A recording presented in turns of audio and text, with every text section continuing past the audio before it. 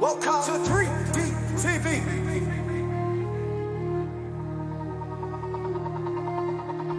We come to show you a universal view. Please, children, mind your curfews. Let's all be good and celebrate good news.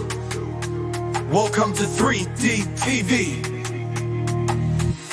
New Neos, Morpheus says it's time to set the minds free. Welcome to 3D TV. Yes, I can show y'all the Bahamian Crocodile Dundee. Welcome to 3D TV, where my guests are not bougie. Welcome to 3D TV. Morpheus says, new Neos, it's time to set the mind free.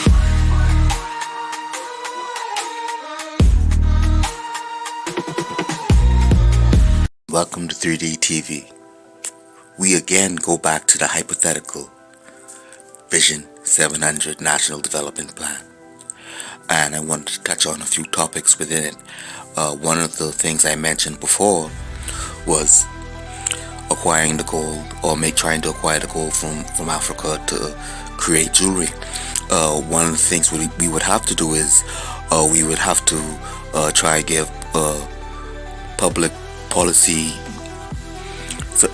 distributive public policy to get funds towards the jewelry makers and to increase our own local jewelry makers and getting them the equipment they need and the education they need to keep improving the jewelry. Another point that I wanted to highlight is the African hotelier, and we would have to talk with Africa about how to get the African citizens to travel more and to become more of a tourist in the Bahamas and experience our great island. And so another step in the plan that I want to reveal right now is expanding the islands. Now, this is something that is out there, but would you bear with me and listen for a second? Okay, we are building artificial islands.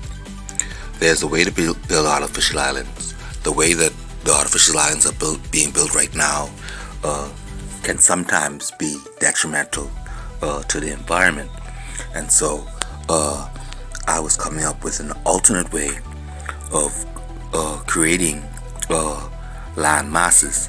Now, this would increase the amount of citizens we can have. So if we could expand Nassau a little bit without affecting the underwater environment, and still maintain our island and grow it, I think that would be something beautiful.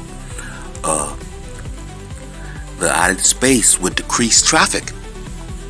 One of the things that would need to be done is to attempt to build or recreate a mountainous area in case of flooding, to provide our citizens with safety in case, heaven forbid, any natural disaster happens where we are flooded to that level.